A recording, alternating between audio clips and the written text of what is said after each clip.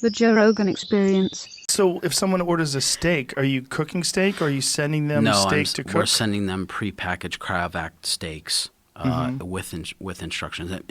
Everybody likes their steak cooked differently, so we give general guidelines and pro tips of how to rest, and we send them salsa verde, and we send them steak salt and whatnot. So are you telling them to cook on a frying pan? Like how are you getting them to cook it? High heat, either the grill or in the frying pan.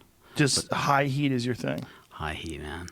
High heat, and then just intervals. High heat, take it off, let it rest. High heat, take it off. So you cook more like, especially the T-bones. So when you do that, so you're not doing it in one shot.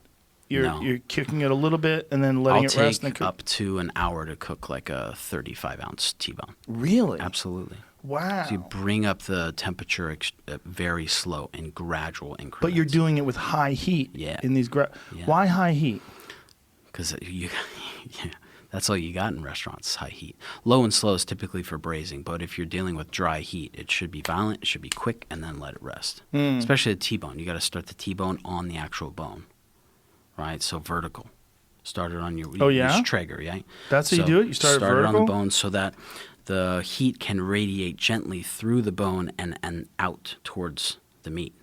So if you just throw the T-bone on side and then sign it, you have a part that's connected to that actual T-bone, the separation bone.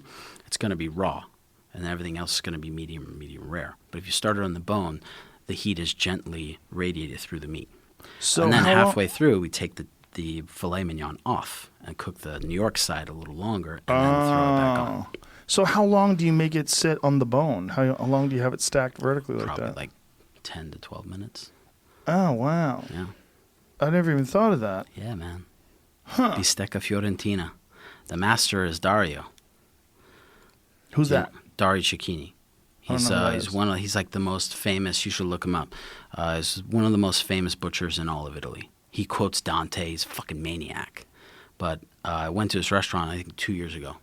Is that in Florence? It's in, I want to say, I can't remember that. Yeah. Oh, there he is. There he is. What's good, Dario? Look at him. Yeah. Amazing. Look at that face. Amazing. So happy.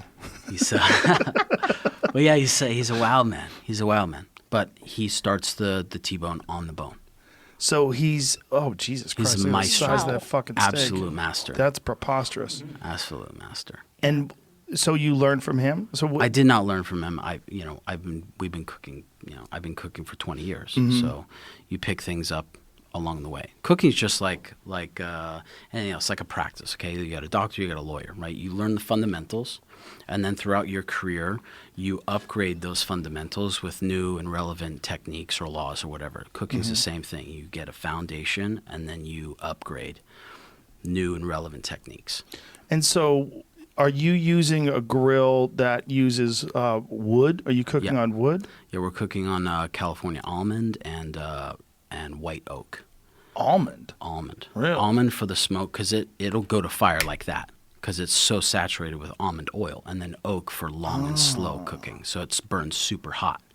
So the almond burns really quick, and the oak burns very slow. And so you put different woods in for different times? Like... Yeah. So you started off with the almond? We start with almond, and then we add oak, and then we add almond, and then we add oak, and it's just kind of... Fire maintenance is 90% of wood fire cooking.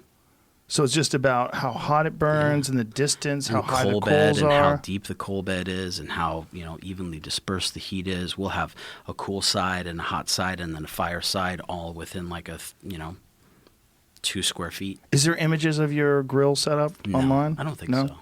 Evan, your 10% technique right now is not sounding like 10% of your cooking. It sounds like a lot, right?